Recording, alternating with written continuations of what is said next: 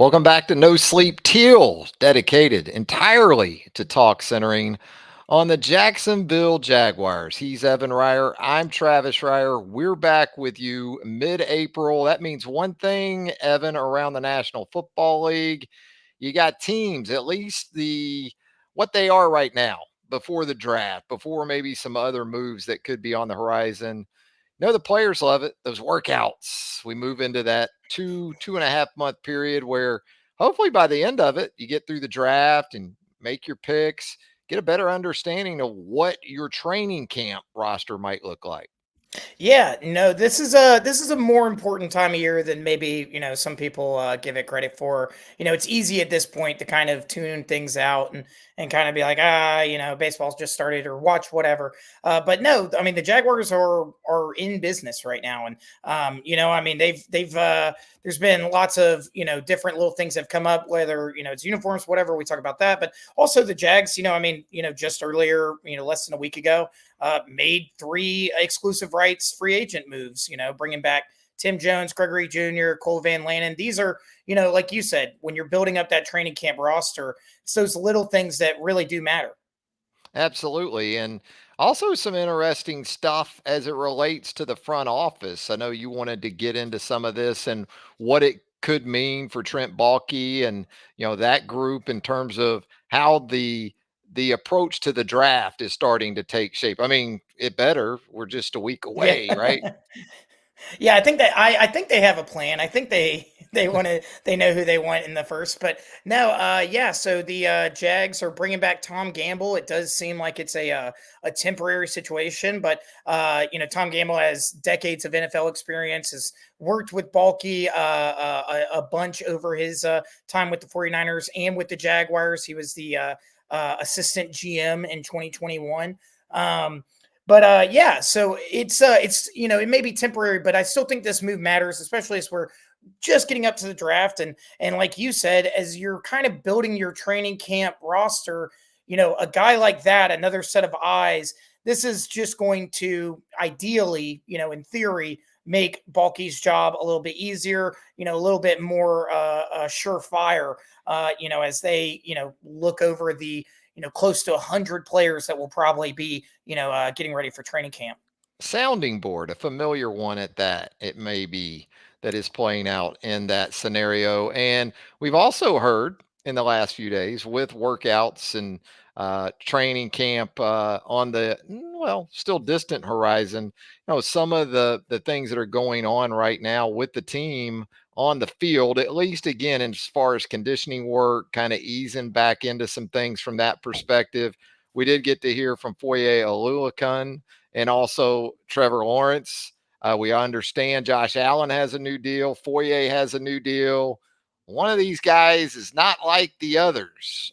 Trevor Lawrence, not with a new deal, but kind of be expected. We're still very much in the preliminary stages of that situation. And it could be too, if you're the Jags, you're looking around the league and thinking about, what are some other teams going to do that are in similar situations? Yeah, 100%. I mean, there's a ton of people, just because the, major free agency wave is passed and we're kind of at draft time, there is a lot that can still happen just in this, week or so coming up to the draft, but also in the month or so after. I mean, we talk about Brandon Ayuk every podcast, but there's also plenty of other guys. Tee Higgins might still be on the move.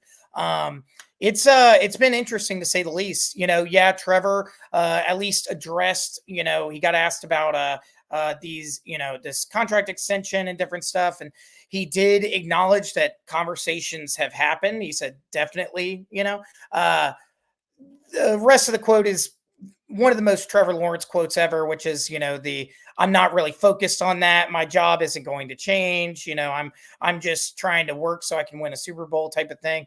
The classic answer from Trevor. But it's still good to know that, at least the way he described it, he said, I want to stay in Jacksonville long term. I like it here. These are all good things. You can only really go off of what people are saying publicly. Rumors and speculation and reports and stuff like that, can kind of muddy the waters. But everything that he's putting out there right now and everything that the Jags are putting out there right now is that the relationship is still very positive. And whether an extension happens this offseason or the next one, you want that that relationship's got to be positive either way. So I think it's only a good thing. Yeah, it is. And look, we also learned that it was basically March before he started to really feel like his old self, at least pre injury or injuries during the second half, especially of the 2023 season. So it's an important time of year from that perspective. I thought Foye had some interesting comments too. Oh In yeah. relation to Ryan Nielsen coming in as the defensive coordinator, even Trevor, I thought, enlightened us a little bit in terms of having gone against this guy and what Jaguar fans can expect. We've heard aggressive, we've heard more attacking, more press coverage with those defensive backs. So I thought Oluokun sounded especially excited about the change and also getting that perspective from Trevor in terms of maybe even more so on the back end, what you can expect to see from the Jags moving forward. Yeah, I mean, Trevor does a very comprehensive breakdown in the quote from his question on Nielsen, where he really talks about their pressing, the shell coverages, all those little things that they do. Um, I it's all very exciting, because we haven't seen it yet. Part of it is just it's something else. But no, I mean the issue with the Falcons, even on these bad teams, don't get twisted. Those defenses weren't great, but the defenses weren't ever really the problem. I mean, they had Desmond Ritter trying to, find Kyle Pitts downfield and stuff, or Heineke or whatever. They that was never the major issue in Atlanta, I don't think. And then yeah, when you see Oluokun talk about, I've actually I talked with him before I signed with the extension. I kind of got my bearings on what he had planned for me and what he's thinking. That's another great sign too. I mean, that's another thing you want to hear, that this is a guy that had the conversation with his new DC and then signed the extension, not the other way around. Said he also talked to some guys he still knew in Atlanta too about what Yeah, to expect. So the former Ivy Leaguer, as you might expect, well versed and doing his homework, I guess you absolutely. could say, on Ryan Nielsen. And I think Foye is a great fit in this type of defense because you hear downhill, and that's the way I think of Oluokun mostly as a inside linebacker, a Mike linebacker. That's when he's going to be at his best. And so, Trevor, as you said, I thought said all the right things. He said all the things a quarterback in that situation needs to say. Thrilled for Josh Allen. Thinks that things are going to continue to improve and bounce back. And Foye was also very transparent in terms of even when this team was very much on the plus side of things in the win column last season, they weren't playing great football or it wasn't sustainable football. And I thought that was interesting to hear. And very much seemed to be an understanding with both he and Trevor that the standard pretty much on a daily basis has got to improve if this team's going to go to where it wants to get to. Yeah, the exact quote from Foye on that is, sometimes you win games that you didn't play your best in, then you don't learn from them, if you're not trying to get better. I think that kind of happened to us, and we're not going to do that this year. Yeah, I mean, I think that is that hindsight's 2020, of course, but that really does feel accurate. I mean, you go look at some of those early wins from that season. I mean, even the opening week win over the Colts, the Jags really didn't play anywhere close to their best ball. The Colts just ran out a rookie quarterback with a defense that really just wasn't very talented. So no, I mean, there's plenty of examples of that, and you see that happen to teams all the time. It was just so jarring to see it happen to the Jags after the run that they had in the 2022 season to make the playoffs. But I mean, Oluokun being honest about it, again, we talk about leadership from Trevor Lawrence. That's the leadership you want to see from Oluokun. It sounds like everything's kind of coming together for him specifically. We'll see how everybody else fits in the defense, but a guy that is now, at a place where it's clear that he's a leader on the defense. He's going to be He there too. he's going to be there long term. He's he likes the fit, he likes the DC. That's at the very least, you have to have the core of that team, that locker room starts with the leaders. It sounds like Foye's set up to do that for quite some time. He's got some guys in front of him that Yeah. are going to be expected Well, to and play that's at a high where level. that's where Trevor's comments also should make you feel good because Trevor says he talks about the pass rushing nature of how Ryan Nielsen works with his pressing and all that different stuff, and just says like I mean the struggles that I did have against the Falcons when we played them last was truly because our receivers couldn't get out the blocks and I don't get any Separation. time. Yeah, and if the Jags, that does mean that of course that the Jags corners need to step up, but I like the idea of Tyson Campbell, getting a little handsy, getting a little in there and creating some issues so that Josh Allen can, have more than a half second to try and get a sack. But And as the um, mock drafts continue to flow as we get yeah, ready for next weekend's NFL draft, still the cornerback position featured prominently. oh yeah, You're starting to wonder, I am anyway, if Terrion Arnold's even going to get to 17. Perhaps he would. Kool-Aid McKinstry, his Alabama teammate, some other guys that the Jags are obviously interested in potentially at corner. And it almost feels like it's so much corner talk, it's got to be another position at this point. It's like, well, it's not going to be a corner. It's going to be a wide receiver. It yeah, might it's even too be an obvious. offensive tackle, which sounds kind of crazy. But when you think about the big picture scenarios involving Cam Robinson and Walker Little, uh, who knows? No, there is still there's still other positions, and we'll actually get to receiver here in a sec. That they can go to, but yeah, I mean, still every mock that seemingly is coming out says corner, corner, corner. I mentioned last week that or we talked about last week that it was nothing but Terrier and Arnold. Now the trend seems to include a good bit more Quinion Mitchell because Terrier and Arnold is being projected to the Vikings. Seems popular. Terrion does, but Yeah. that's just in Mockville. Who knows I would say in a IRL? very of yeah, no, that's the thing is like mock it's I anyone that's not taking mock drafts with a grain of salt, it might be your first off season, but this is also the only, one of the things where it's like these are supposedly the experts. These are supposedly the guys that if anyone's going to All speculate, 3,000 of these guys. all 3,000 of them, everyone from, Peter Schrager to Walter Football, but no, I will say that, you know, I I want to believe that the Jags will go corner. I do think that that's probably the actual best bet, like the whatever. Uh, at the same time, as long as it's a corner receiver, I've said this before, I'm cool with it. I will say that recently seeing Quinion Mitchell out of Toledo get mocked is pretty awesome. Partially because he did do something that I would say is very Duval. Recently in an interview, he said he's the greatest football player to ever come out of the MAC.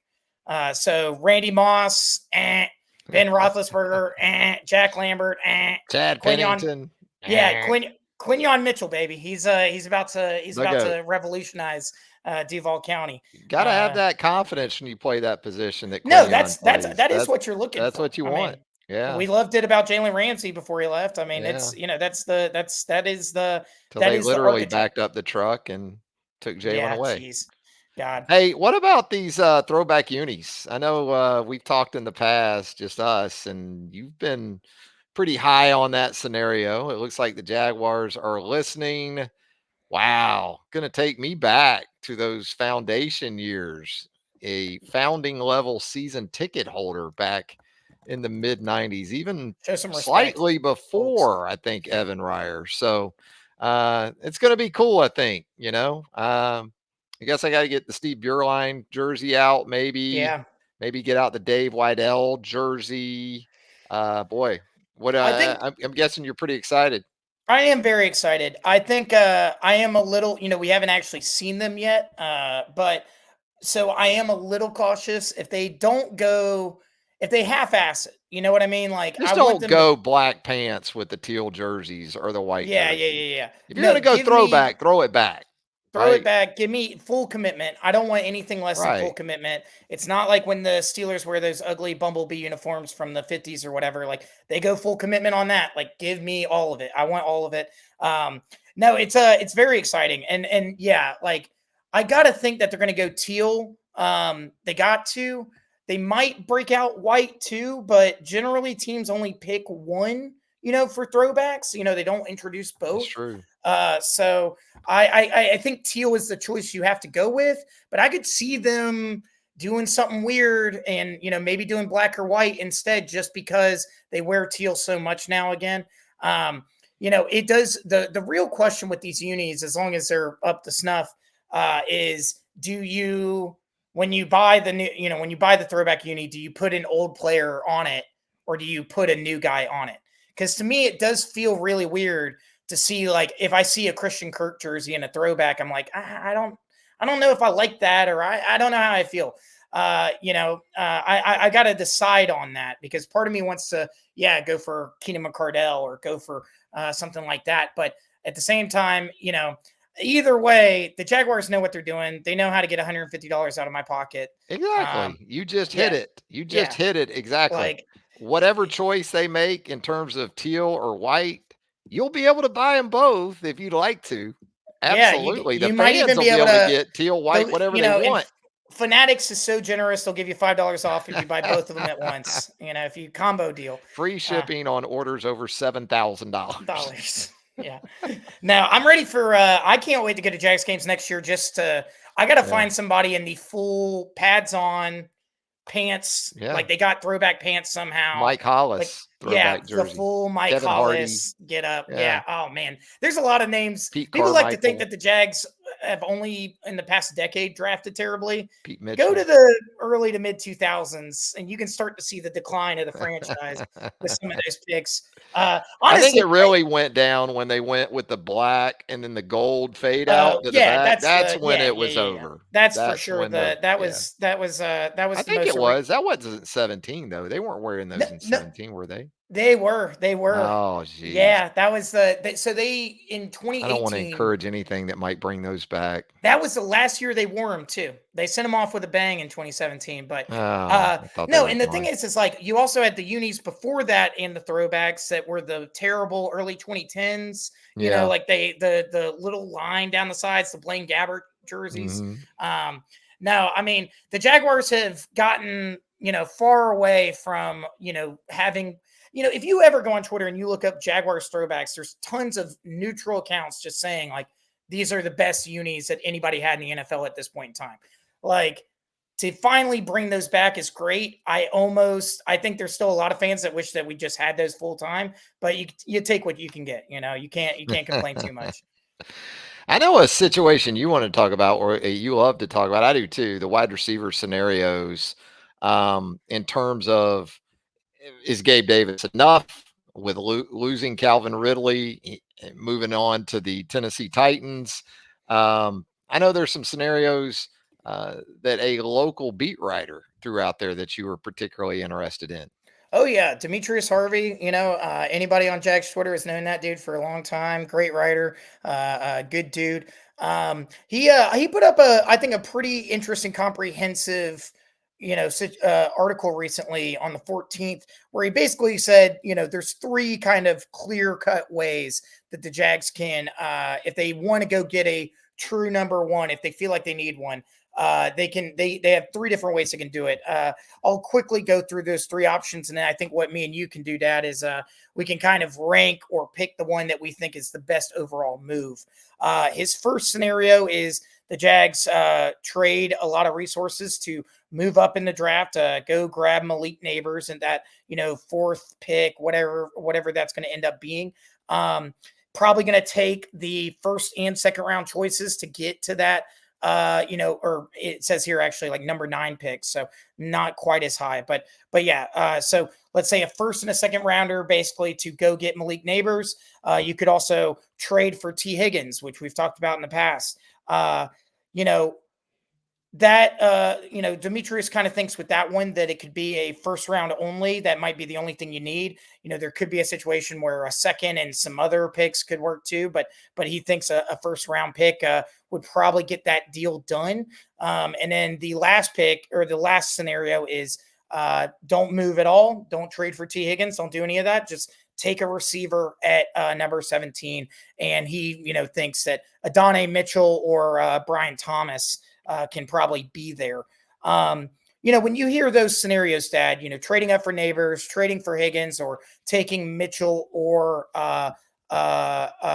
excuse me, Brian Thomas, which one do you think is, if you were a GM, what would you do?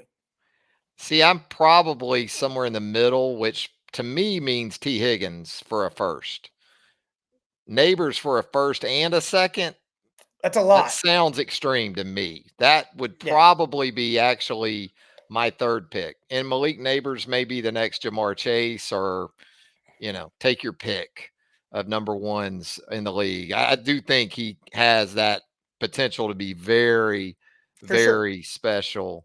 I really like T. Higgins. I know there's probably a belief that T. Higgins is a really good number two opposite Jamar Chase, and with a quarterback who can get him the football in Joe Burrow. But I like that sort of symmetry that I would have with T. Higgins uh, and Trevor. Yeah, So I like that as well. That would probably be my number one. My number two would be sit where you're at, and it is a deep receiver class, as we know. You might have to live with a guy for a year or so till he really gets it, but that's where you expect also Trevor to be able to lift some guys at this yeah, point in his career. It's time for Trevor to be able to take a first round pick in a deep year at wide receiver and help that guy hit the ground running in yeah, this offense. This isn't an offense that, at least the expectation shouldn't be, doesn't have the firepower at quarterback. It should have that right now. So that's kind of where I go, Ev. I go T. Higgins one, I go sit two, and then three would be giving up a whole lot for, say, Malik Neighbors. What about you? See, on the surface, when I first saw this article, my first thought was, yeah, make the move up. The reason being is just because again, like you said, it's very, very deep. That is supposedly because the guys at the very top are that good. I really like the idea of getting somebody in that situation, but the more I sat on it, the more I think about T. Higgins, the more I just see him exploding in this offense. The reason being is you bring up, oh well, he's a great number two alongside Jamar Chase. He had Jamar Chase to kind of help him set up. What about Christian Kirk? What about, like Gabe Davis? What about these guys that are also, guys that pull attention away? Evan Ingram, these guys that, Gabe Davis is a bit more of a deep shot threat, but the idea of Christian Kirk and Evan Ingram running these crossers, running that underneath stuff, creating problems for the second level of a defense. T. Higgins ought to be able to get one-on-ones. He ought to be able to use that size. He dunked on the Jags when he played this last year. We saw it. We saw what that dude can do. I just think that is the most surefire way to improve the offense. If you want a guarantee way to ensure that the wide receiver group at the very least is better than it was last year, T. Higgins is a guarantee. And I think for a first round pick, you're getting a guy that, he's not exactly a spring chicken at this point, but he's also not old. I mean, dude's 25 only, years old. yeah, he's 25. He's got 4 years of experience. Like this makes a lot of sense.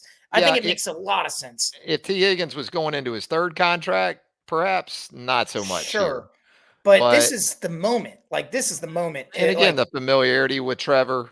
Um, I saw it it's, firsthand in Santa Clara yeah, when Trevor lit up Alabama Alabama. Yeah. in the 2019, I guess, college football playoff Yeah. championship game, and T. Higgins can go get it. Now, when I think of T. Higgins, do I think 4.3 40? Do I think take the top off the defense? Maybe No. some of those attributes that you look at the Jags and you think they need more of that, Yeah. especially at the X position or as wide as you get at a receiver position. But this is also a dude that's 6'4", and again, I think he can make more than enough explosive plays to sort of justify bringing him in there. I guess you could also say, well, you already went and got Gabe Davis, who's kind of T. Higgins ish T. uh, Higgins light. in terms of attributes, but I, I'm I I'm pretty big on T, so Yeah, I me may too. not be the guy to ask. I don't really view that. I do think that they share similarities, but I don't really view that as a necessarily like a major problem to have two guys that are really good at making contested catches Yeah, and are size wise mismatches for most corners in the NFL. Um, I don't think that that's necessarily an issue, and I definitely feel like if there's anybody that could figure out how to both get them their numbers in an offense, Doug Peterson is kind of an ideal choice. Um, I think that's Here's something crazy. I'd give up the one for Tee Higgins, and then the second round, I'd come back around and get Xavier Worthy to and take just the say top get off. both. Yeah, We're yeah, there you go. going five wides, baby. Trade Zay Jones for a fifth round pick, and then We'll yeah, you come can just back. do I that. know it Yeah. goes against, the thought process of what the Jags need as a Well, football also, team, I but mean, it's like I'm going to we're give Trevor what he needs and say, if the okay, Jags if the make me Jags pay you. Make me pay you, Trevor. I we want to want you pay here. you. Make me pay Well, you. also, let's say you do this, and let's say things burn out with Trevor. You have a offense and a setup that is built that you can go get a quarterback to start over again. If that's in the worst case scenario, you're still kind of okay in that situation. Um, no, I 100% agree. And I mean, I brought up Zay Jones. Like, I don't see how Zay Jones fits in this offense, even if the Jags only go get one receiver. No. So, I mean, it's one of those things where yeah, don't get me wrong, I like some of the guys that can be at that 17 spot, but I don't have a great feeling about like Brian Thomas Jr. or Adonai Mitchell, to be honest with I you. don't either. I know Adonai Mitchell can run, Yeah, and he has size to go with it. I think the potential is there for him of those guys. I don't view Brian Thomas Jr., at least in my experience of watching him over the last 3 or 4 years at LSU, as a slam dunk one. I think he's kind of like Tee Higgins in some ways when you talk about physical attributes and can he be 1-2, that type of guy. He can be an outside guy, but if I was going to sit and take a receiver, I'm probably thinking of Donnie Mitchell right now. yeah. That type of guy with that kind of speed that I know can stretch the field. I don't go get another kind of hybrid 1-2 if I'm not sure if a guy's a true take the top off sort of option. Yeah, I like your idea though of like getting the two archetypes both covered in a single Yeah. offseason. It reminds me of all the way back in 2015 when the Jags took Marquise Lee and then they took Allen Robinson in that second round of that draft. They went and got a guy that's supposedly, quick, got the speed, and then they went and got Allen Robinson. And we all know how that panned out for those two players. But I mean, you could do the same thing in this draft. There's guys in that third, fourth round range that like you could go get an Adonai Mitchell with the speed, and then you could go get somebody like Javon Baker, the Yeah. UCF former Bama guy Yeah. that doesn't have the crazy speed, but has kind of this bigger body, contested catch kind of guy. Yeah. There are a lot of options. I like the ones that Demetrius proposes. I Yeah. think we're in agreement though that of those three options, Tee Higgins just it would Give me hard T. it's just too easy, I think, to go with that over the other options. Give me I will T and the D. I'm I, ready. I will say that if the Jaguars trade up for Marvin Harrison Jr., throwback jersey, Harrison Jr. on the back, and It's that's done. mostly just to dunk on Colts fans. That's just to throw it back to that era when Marvin Who's Harrison was your playing for. real daddy, Colts fans? Hey, yeah, good Oh stuff. man. Good stuff.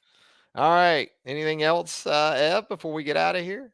I don't think so. I think it's that time of year, like we said, where we can get kind of these quicker episodes, and then next week, I mean, we'll be a day out from the draft, so we'll Crazy. have a ton to talk about. I think the day before, and then obviously the week after. So Just a thing or two, I think. yeah, But we certainly hope you'll like the program, subscribe to the channel, turn on those notifications. You'll get No Sleep Teal and our other programming as it drops. Ev, look forward to next week. absolutely. Peace, y'all. For Evan Reier, Travis Reier, thanking you for tuning in. And until next time, so long, everybody.